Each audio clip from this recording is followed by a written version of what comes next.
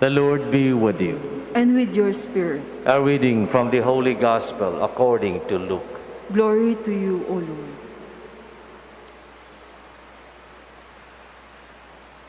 The angel Gabriel was sent from God to a town of Galilee called Nazareth, to a virgin betrothed to a man named Joseph of the house of David, and the virgin's name was Mary. And coming to Mary, the angel said, "Hail, favored one, the Lord is with you." But Mary was greatly troubled at what was said, and pondered what sort of greeting this might be. Then the angel said to her, "Do not be afraid, Mary, for you have found favor with God. Behold, you will conceive in your womb and bear a son, and you shall name him Jesus. He will be great and will be called Son of the Most High. And the Lord God will give him the throne of David his father, and he will rule over the house of Jacob forever, and of his kingdom there will be no end."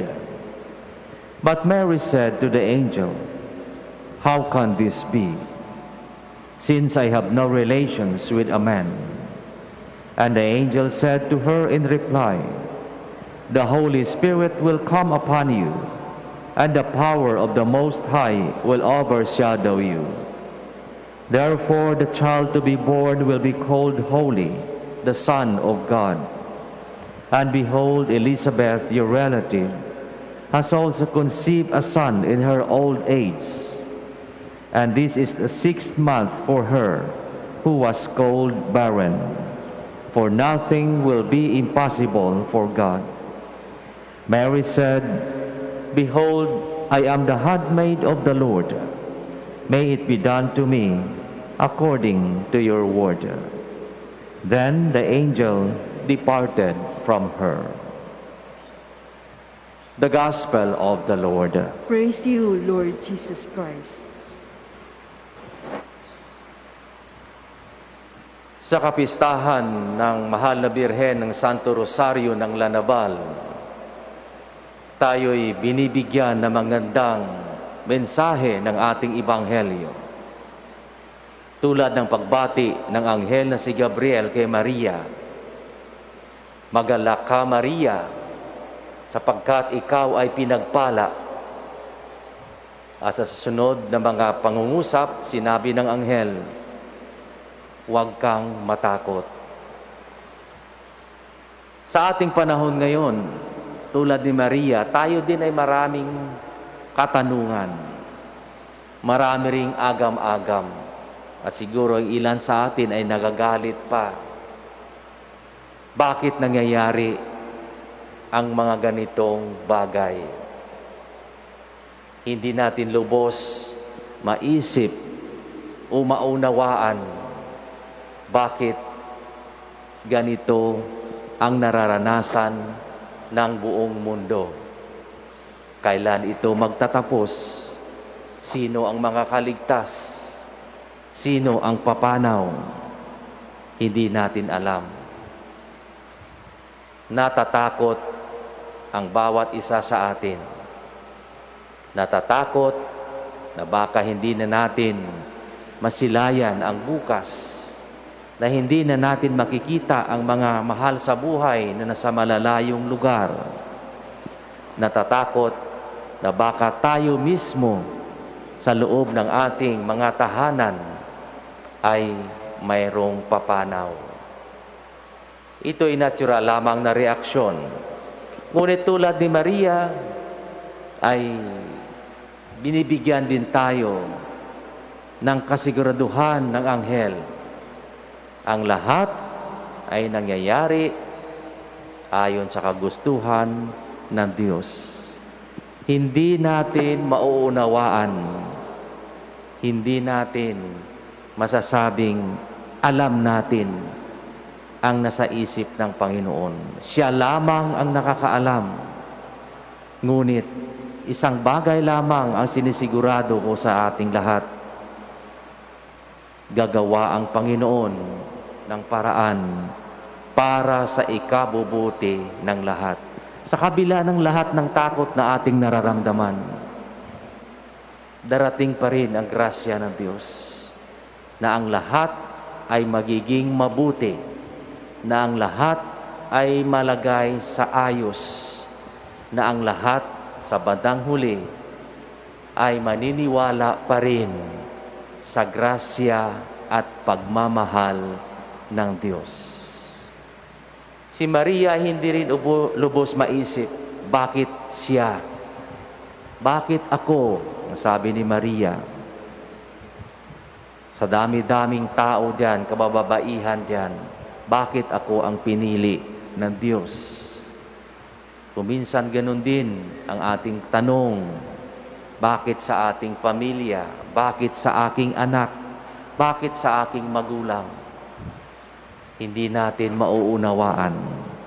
Ngunit, kung ating paiiralin ang ating pananampalataya, ang ating tiwala sa Panginoon, na ang lahat ay magiging mabuti din sa bandang huli, tayo'y mapapanatag ang kalooban.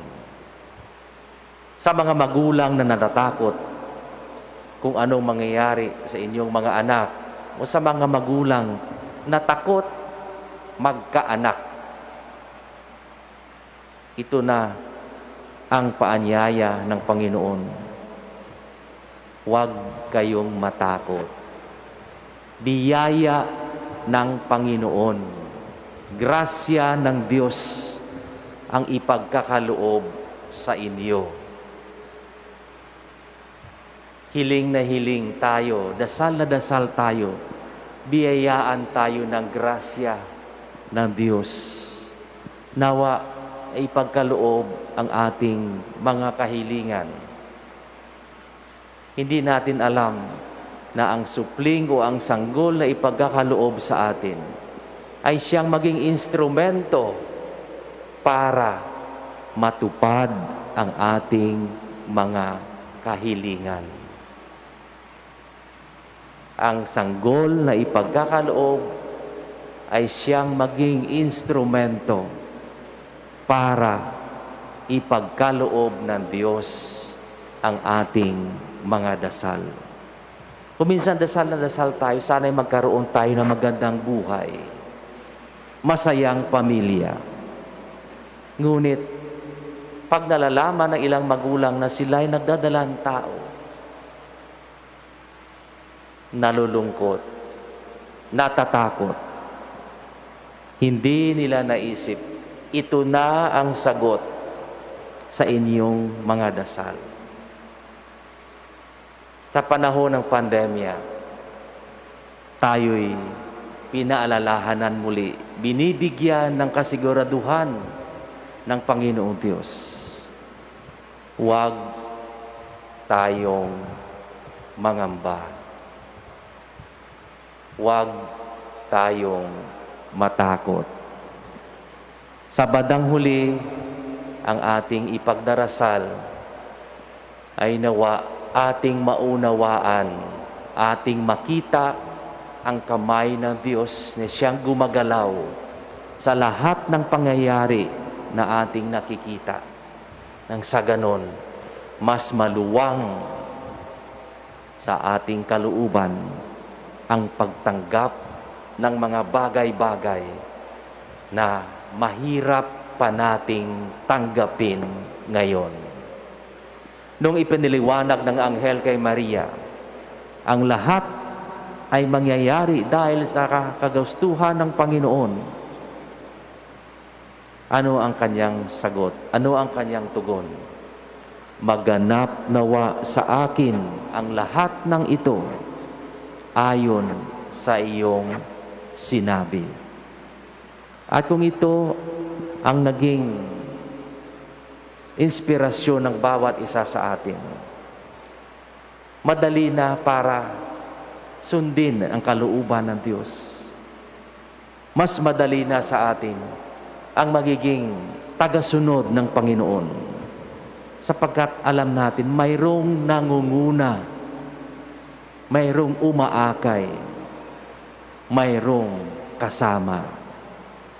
Kahit tayo natatakot, pairalin natin sa ating isipan, mayroon tayong kakampi. Kahit mayroong pangamba, pairalin natin sa ating isipan, marami akong kasama.